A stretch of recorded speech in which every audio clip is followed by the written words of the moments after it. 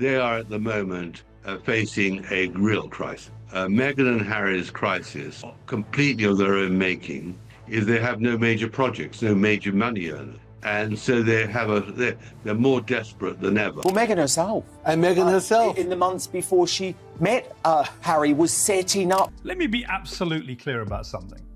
$23 million in unsold jam sitting in a warehouse right now.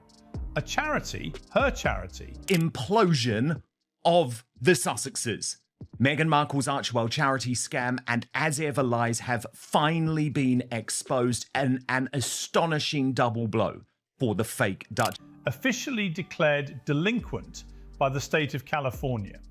A Netflix show that ranked 1,217th on the platform she was supposed to conquer. Absolutely, but don't even believe that there were 5 options. What you really saw were Harry's and Meghan's fantasy narrative, which they call the truth. A husband crying in a London courtroom about his wife in a case that predates his wife by a decade. And through all of it, Meghan Markle has continued to present herself to the world as a visionary, a success story, a humanitarian force for good. The gap between the performance and the reality has never been wider. And in 2026, that gap is finally impossible to ignore. He is hoping that she's going to become a billionaire as of all of this, which again is total insanity. I think the woman's expectations are so unrealistic. Today we go through every piece of this collapse, the numbers, the documents, the courtroom disaster, and where this all ends. Because I can tell you now, it does not end well. Stay with me. Before we get into the numbers, and the numbers are genuinely extraordinary, let's be honest about who we are actually dealing with, because the PR version of Meghan Markle and the real version are two entirely different people. And in 2026, that distinction has never mattered more. Their problem is that they've got no future. I mean, as ever, all her product, of course, is a complete disaster. She's got no Netflix series. She hasn't got any project at all. And they are literally wallowing in a maze where to go. And so predictably. This is a woman who was, by any honest assessment, a moderately successful actress. She had a solid run on a legal drama called Suits. Respectable, decent, not a household name, not a cultural force. Someone working hard in a competitive industry with limited breakthrough and considerable ambition. Are they insane? What is happening? There is complete and utter chaos going on. The Meg and Harold are taking their rebrands far too literally at this point. Archewell, their charity effort, has not only changed its name from a foundation to philanthropies, which is even worse branding, I might add. Then she met Prince Harry. And here, I want to be fair, because fairness is something I believe in, even when it is uncomfortable. What she pulled off was genuinely remarkable. Getting from cable drama actress to Duchess of Sussex is not something most people could engineer. She studied Harry. She studied the institution. She was meticulous and deliberate. I give her that. Full credit. Look, there's been leaked financial details from the Archewell Foundation that's quite fascinating, because it shows that there's 2 donors who've given, one of them 15 million and one 3 million. But here is the central problem that explains everything that has followed. The objective was getting in. She achieved it. What she had no coherent plan for was what came after. Once you are inside the most famous institution on earth, you have to actually do something. You have to subordinate your personal brand to a collective one that is 1,000 years old and considerably more powerful than you are. But Harry doesn't want to know any of that truth. That's the trouble with Harry. He just likes, because in a simple way, the paparazzi murdered my mother. Well, it wasn't as simple as that at all. Meghan Markle could not do that, would not do that, so she left. And when she left, she carried with her the extraordinary assumption that the attention she had received as a duchess was about her, that the crowds and cameras were responding to Meghan Markle rather than to the institution that had temporarily elevated her. She was catastrophically wrong, and we are watching that miscalculation play out in real time. I predicted it in the book, but even I would not have thought it'd be that accelerated. I think personally, I think they've separated their professional lives, but I think what's really a great problem for them now, as of the last few weeks, is that Meghan has got no real income anymore. She's finished. Right. The Netflix series is over. There's no great podcast. They don't generate any money. And I don't see where she is going from here. I think she has a major problem. And I think as of this week, the signal for her great problem. Strip away the royal connection, and she stripped it away herself. And what are you left with? A lifestyle brand nobody is buying, a charity the government declared delinquent, a cancelled Netflix show, and $23 million in unsold jam. It was a Channel 5 investigation as to the state of the Sussex's finances. Now, we know they didn't move to a two-bedroom cottage somewhere in the middle of nowhere. They're living in quite a large mansion in Montecito. And one of the things that Prince Harry made very public when he left the royal family, one of the things that he was quite disgruntled about was the fact that his father basically cut him off financially. So really, they were in a state where they had to make a lot of money and a lot of money fast. He blundered in a video and said, the Netflix deal was an idea that was pitched to him. Let's go through it. Archwell Foundation. Let's start here, because this is where the most revealing truth about Meghan Markle lives. Not in the Instagram posts, not in the Netflix shows, in the publicly filed tax documents that her team hoped nobody would read carefully. When Harry and Meghan launched Archwell in 2020, the presentation was impeccable. Named after their son Archie, a genuinely lovely touch. I do think the Sussex Overdrive is unbelievable. It was going to be a beacon of humanitarian purpose, compassion, service, changing lives. The couple had left the palace, yes, but they were going to do so much good in the world. Just you watch. I want to be precise here because precision matters legally. Setting up a foundation to manage your charitable giving and reduce your tax burden is entirely legal, standard practice. Every wealthy American with a competent accountant does it. Years ago, we were talking about Meghan Markle running for president. And what a decline, how irrelevant they've become today. Do the Sussexes still pose an institutional risk, or are they now culturally sidelined? I mean, an institutional risk to the British monarchy? Mm-hmm. Oh, absolutely. A huge risk. Really? Absolutely, because there's no doubt as they become more desperate. There is nothing inherently sinister about it. What is sinister, deeply, profoundly sinister, is presenting that foundation to the public as a selfless humanitarian mission while using it primarily to fund your own lifestyle. And that is exactly what the 990 tax documents now reveal. Look at the numbers. In 2021, Archwell received $13 million in donations. Peak year. The Netflix deal had landed, the book advance was in, money was flowing. Some went to charity. Some.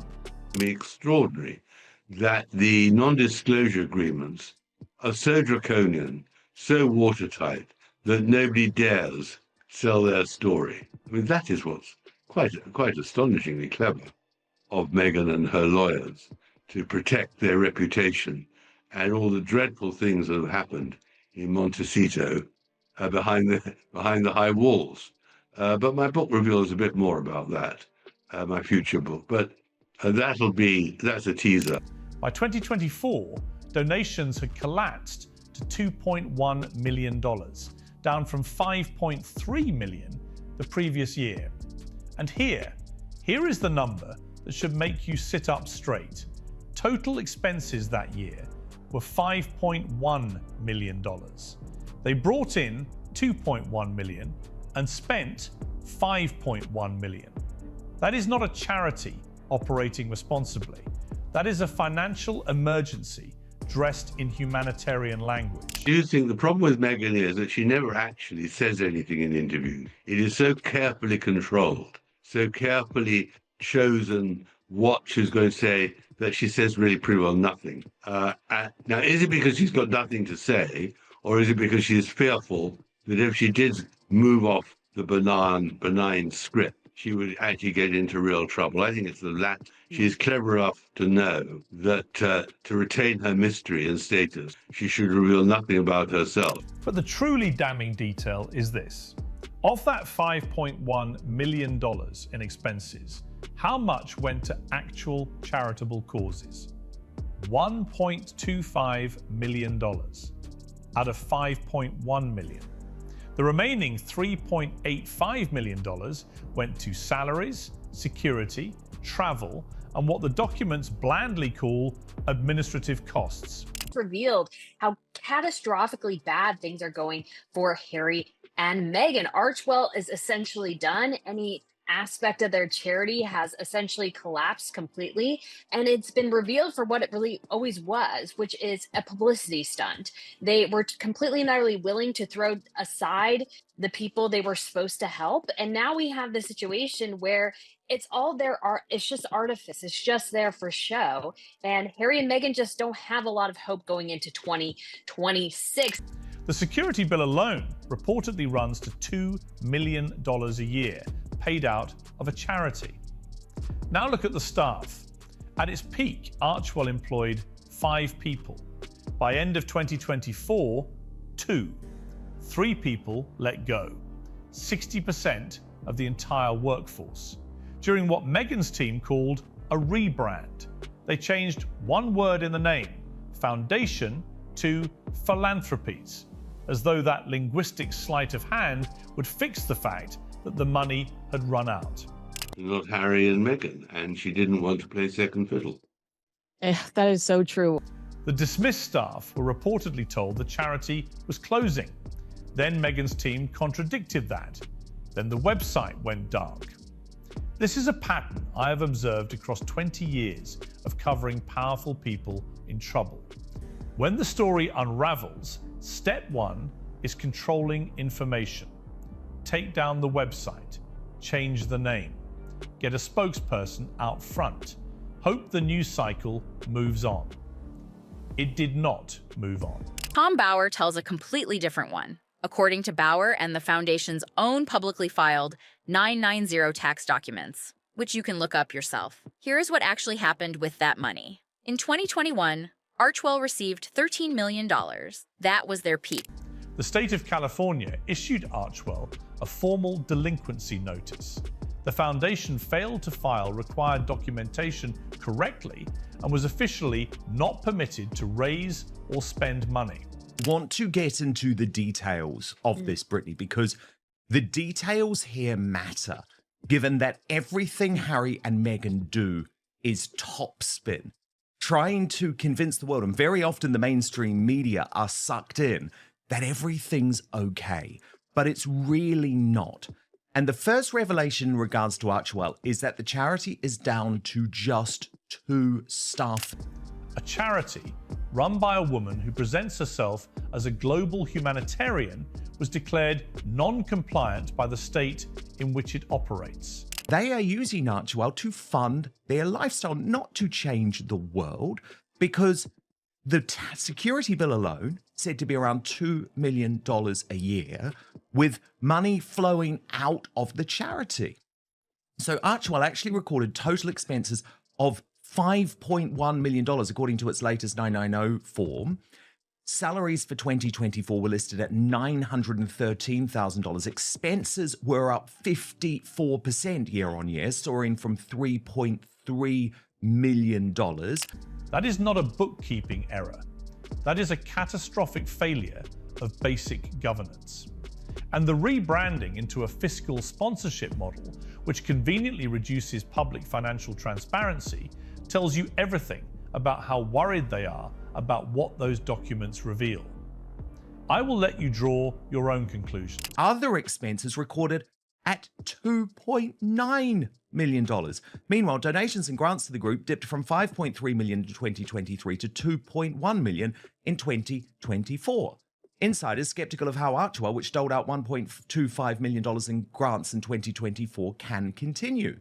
The source said if they're shooting out grants, then that's a net loss and they're not bringing in that much money. Right, the jam.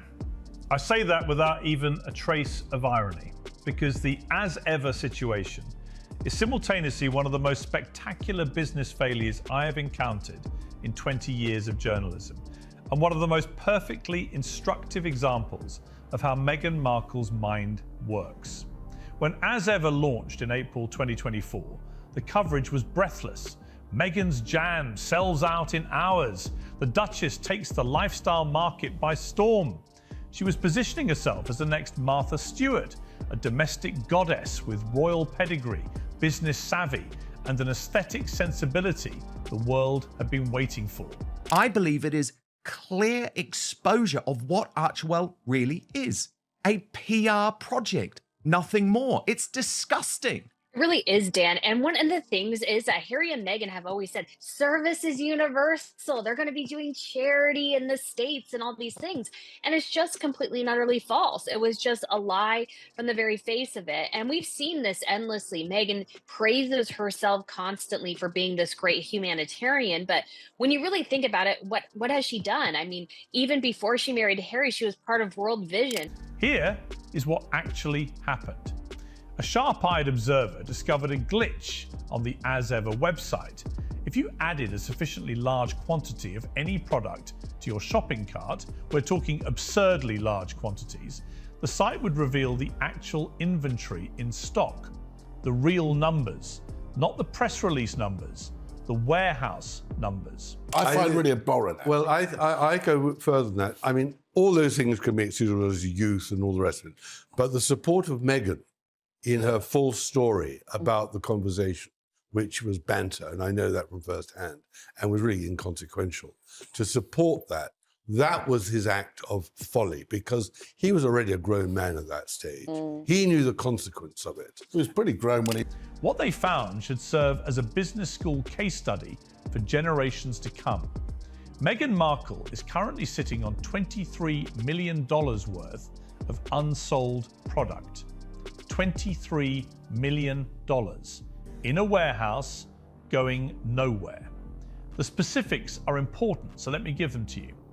There are 137,455 fruit spread gift boxes sitting unsold right now.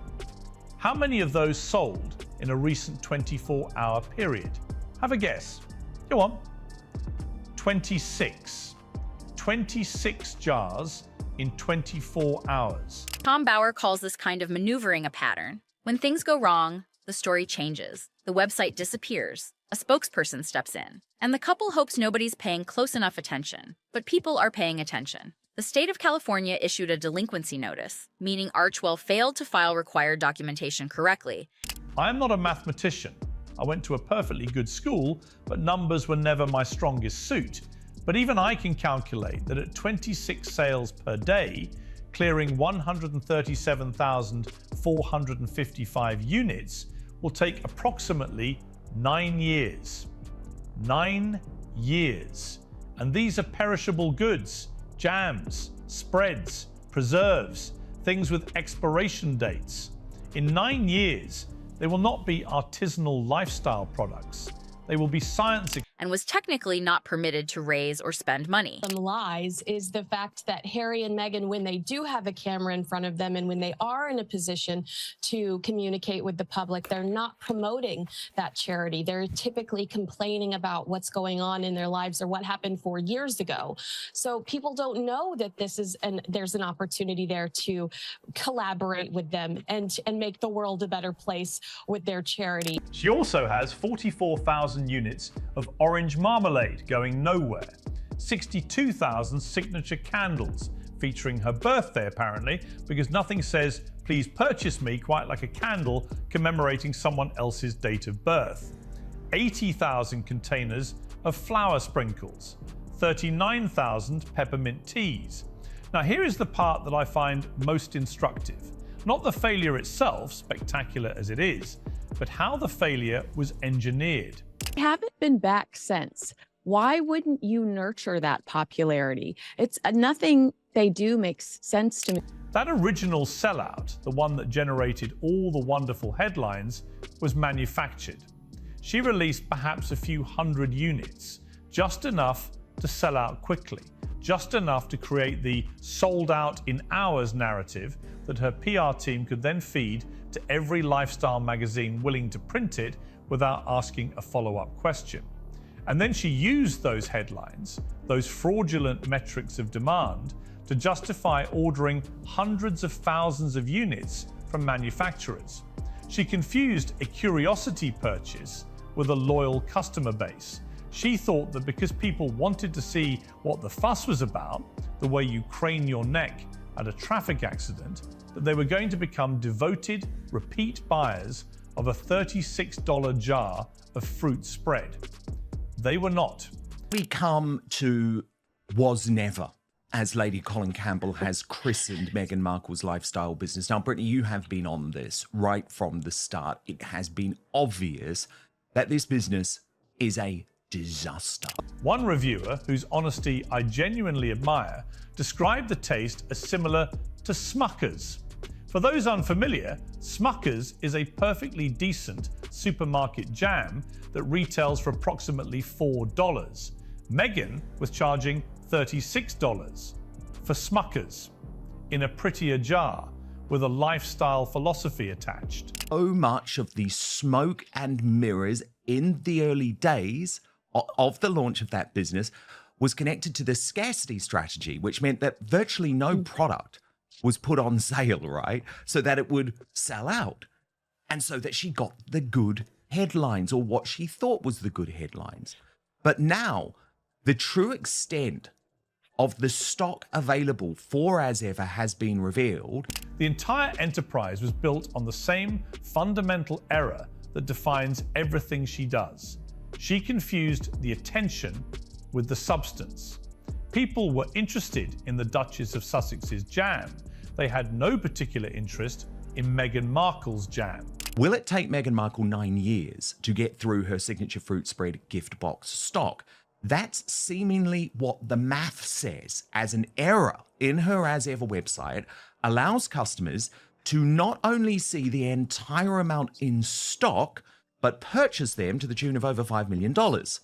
This gives the greatest insight to the failure of As Ever so far, and the continued failure of Meghan Markle to manage products, websites, and brands, as this kind of information should never be publicly available.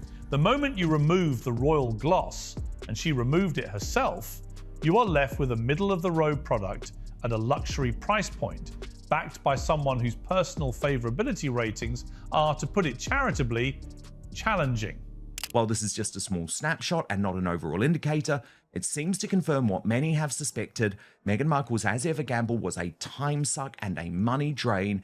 It just seems that the audience for the products is rather small, and massively overstocking seems to indicate a lack of market research and overconfidence that will result in product waste. Only time will tell how long this company will last, and then you have quite rightly given credit to Saint Meghan Markle subreddit and the user KikiLove777 for discovering this obvious error in the website. Brittany, this is disastrous.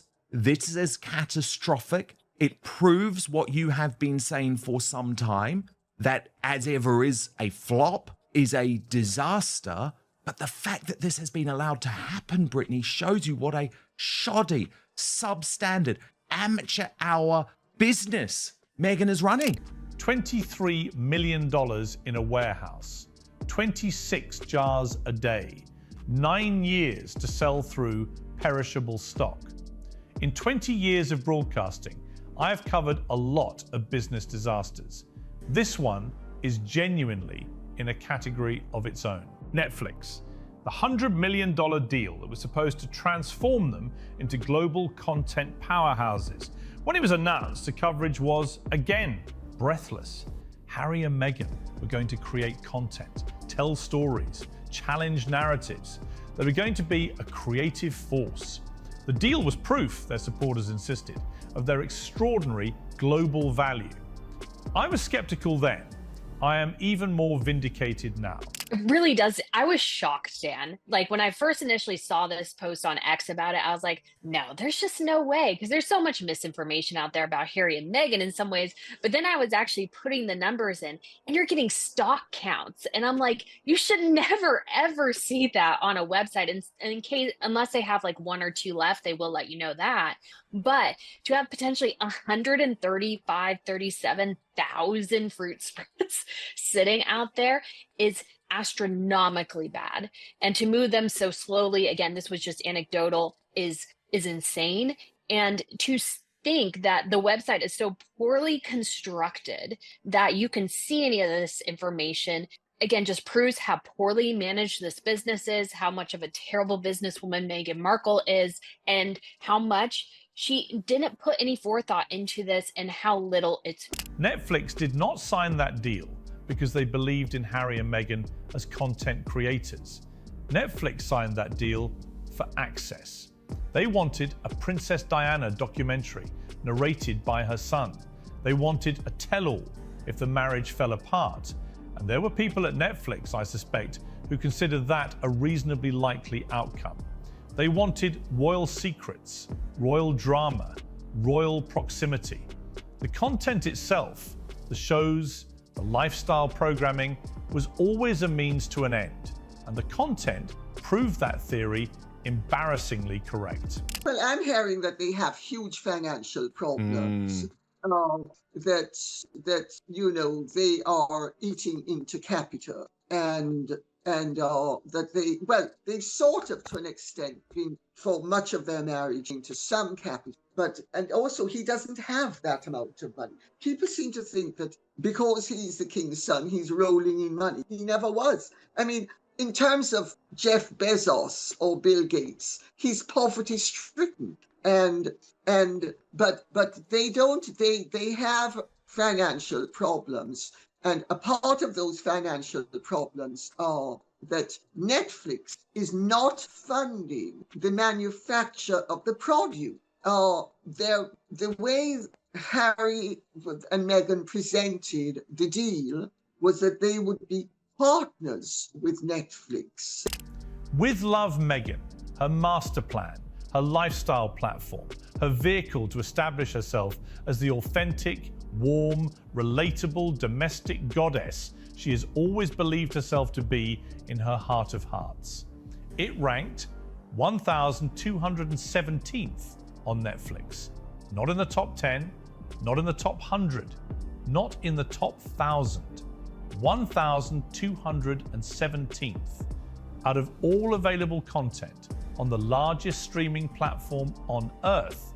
This was where her passion project landed. The holiday special, generously, ranked 1,500th. The hope was that Netflix would fund, and the fact is that Netflix's funding was very limited for the first line of what was never produced, and because they were not prepared to put up good money on something that was so highly speculative. And the proof of the pudding, Dan, is in the eating of the figures, because according to Meghan, the line was sold out within 45 minutes. That tells you that the produce was in the low thousand. Several years ago, Arnold Scarcy, the great American/Canadian couturier, put me in touch with QVC to do a jewelry line. And I spoke to the head of QVC about it. I will tell you why it failed, because the reason matters.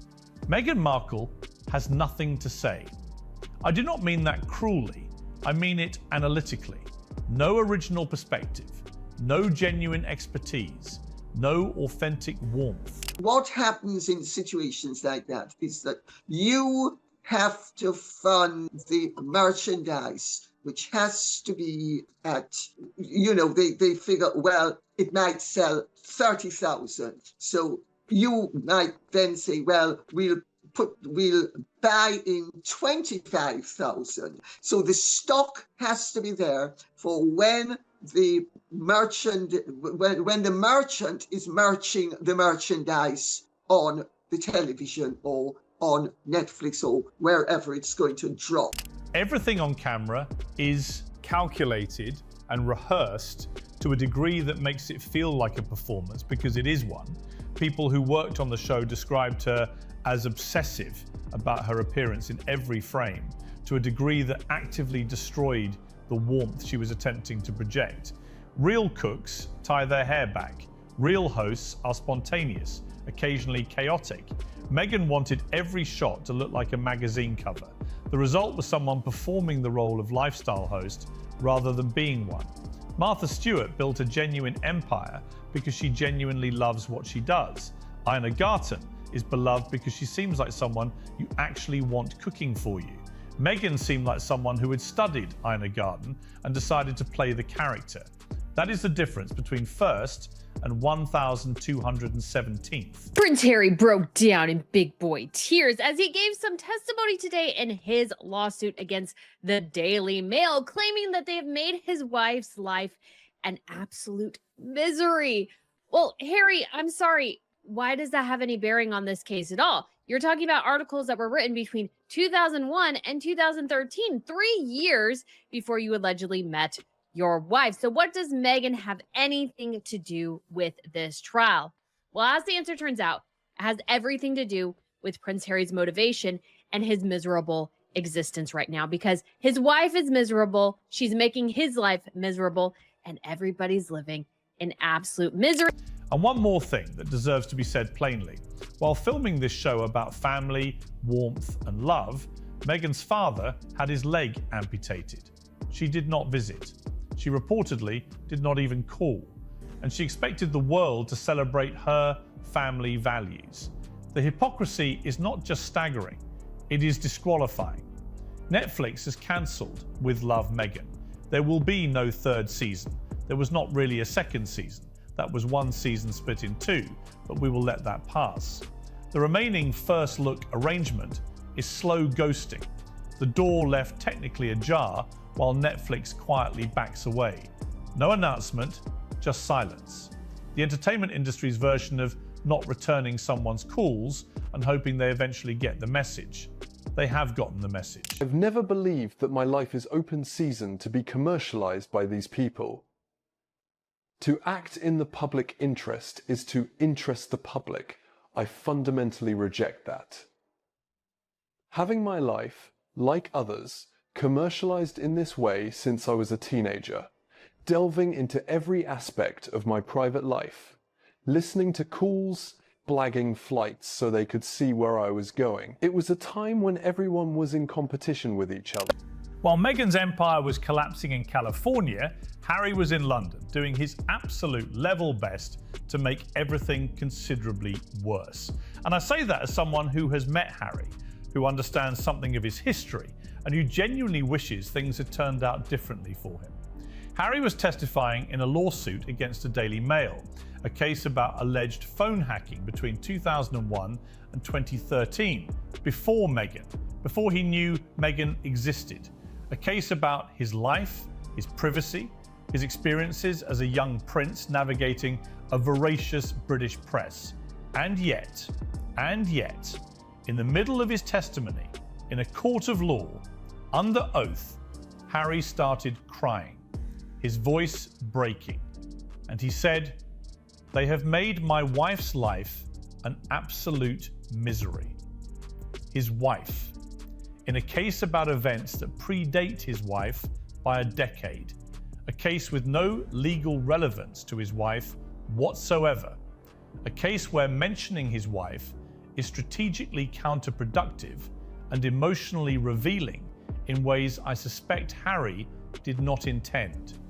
The judge, a high court judge, a man of considerable experience and patience, had to intervene. Not once, not twice, 3 times. The judge had to tell Harry to stop arguing with opposing counsel and simply answer the questions he was being asked. 3 times. Did he actually donate to Archwell through this charity buzz thing to sit at the table with Harry and Meghan so Meghan had a buffer and he could get a tax write-off? I don't know how much money he makes, but that's just a funny idea. But this is a couple who had everything and they seemingly have squandered it. I have covered enough legal proceedings to tell you that 1 judicial intervention is notable, 2 is concerning, 3 is extraordinary. 3 means the judge has lost confidence in the witness's ability to participate in proceedings like a functional adult, Harry argued. He volunteered information he was not asked for. He made speeches when he should have given answers. He behaved, quite frankly, like someone who has spent too long in an environment where nobody is permitted to challenge him. And Meghan? In California, 5,000 miles away, posting on Instagram, while her husband wept about her in a witness box and argued with a judge. She was curating her social media presence. This is a woman who has made media persecution the central narrative of her public identity. Her husband was in court, literally in tears, about what the press had done to her, and she could not get on a plane. I mean, an institutional risk to the British monarchy? Oh, absolutely, a huge risk. Really? Oh, absolutely, because there's no doubt as they become more desperate financially and reputationally and seeking a purpose, they will do some very foolish things. And whatever Andrew has done, they will double the problem because they will not be controllable from London. So I do think that after Andrew, Charles and William do have this problem with the Montecito royals. Yeah. If Harry loses and the legal consensus is not encouraging, costs could reach tens of millions of pounds, on top of $23 million in unsold jam, on top of collapsed Archwell, on top of the cancelled Netflix show, on top of a lifestyle burning through money faster than anything they have left can possibly replace. The complete financial picture is something people genuinely need to understand. Analysts who have studied the Sussex finances believe Harry and Meghan are living a lifestyle that requires $400 to $600 million in capital to sustain indefinitely. The Montecito mansion, security reportedly costing $2 million a year, staff, PR firms, travel, a wardrobe Meghan refreshes with a frequency suggesting she believes depreciation does not apply to clothing. Harry's net worth is estimated at $35 to $40 million, significant by normal standards, entirely inadequate when you are living a $600 million lifestyle and the income streams have dried up simultaneously. She talked about how brave it was of her to sell jam. She dropped the fact, countless times that she was a founder. And it was revealed in this interview that even if there were only 2 people in the room, that Meghan Markle needed to be formally announced, formally welcomed. I mean, that's extraordinary. It is extraordinary. And Let's count those income streams. Netflix, slow ghosting, effectively over. As ever, $23 million in perishable inventory, 26 sales per day, 9 years to clear. Archwell, delinquent, restructured, finished as a financial vehicle. Spotify dropped them years ago. Harry is traveling the world doing speaking engagements on topics including, I am reliably informed, leadership and real estate, topics on which I would suggest his authority is debatable.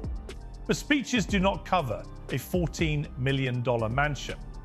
The single most revealing moment in this entire financial saga, and I say this having watched a great many wealthy people make a great many terrible decisions, was when Harry and Meghan reportedly auctioned access to themselves at $100,000 a seat for a charity dinner using a company called Charity Buzz. $100,000 to sit at a table with a former cable drama actress and her husband. to me, it speaks to the contradiction in Meghan's brand, which is she likes to style herself as the anti-royal rebel, She didn't want to do any royal duties, but she still wants the title. She still wants to be feted as a member of the royal family, which technically she's not, although she's married, of course, to Harry. She wants the privilege without the workload. So, and I thought this piece was excellent because the writer herself, who was very diplomatic in the circumstances, it became satire unintentionally, just by the way she described the interview. I think it was done in 2 parts for the feature, and no doubt that Meghan thought this would be a very loved up piece about her philanthropy and, you know, being a working mum. And the only conceivable reason anyone pays that sum is the royal adjacency, the same royal connection they walked away from, the same institution they spent years attacking. When you are selling access to yourself to fund your own charity, the brand is not struggling. The brand is finished. And here is where it becomes genuinely concerning for the monarchy, because I do not think the danger to the royal family is over. A comfortable Harry and Meghan are manageable. A desperate Harry and Meghan are a different proposition entirely. When the money runs out, every remaining asset gets reevaluated. And the one asset nobody else possesses, the royal stories, the royal access, the royal secrets, becomes the most valuable commodity they own. Another book, another interview, another set of carefully timed revelations designed for maximum impact and maximum payment. Giving everyone else advice on how to do that and running a global business, selling jam, etc., as you say. And the writer didn't need to mock her because there were the 2 incidents in the brownstone in New York where, you know, Meghan, Duchess of Sussex, is here, and then also elsewhere when she was going to talk to some school children in Los Angeles, some teenage girls about STEM, which is a great topic, and a golf cart swept into, and there's great detail about the crunch on the gravel and stuff. And again, some poor sap had to say, Meghan, the Duchess of Sussex, is here. It's just a disaster. It is a PR disaster, but it says so much about her. Yeah, it says so much about her ambitions and her self-perception. Harry has already written a memoir that shared intimate family details with a global audience in ways that most people, including many of his former supporters, found deeply disloyal. What does the next one look like when the mortgage payment is overdue? King Charles, to his credit, has reportedly held firm. He will not fund Harry. He watched what happened with Prince Andrew. He understands that money without conditions simply enables more of the same behaviour.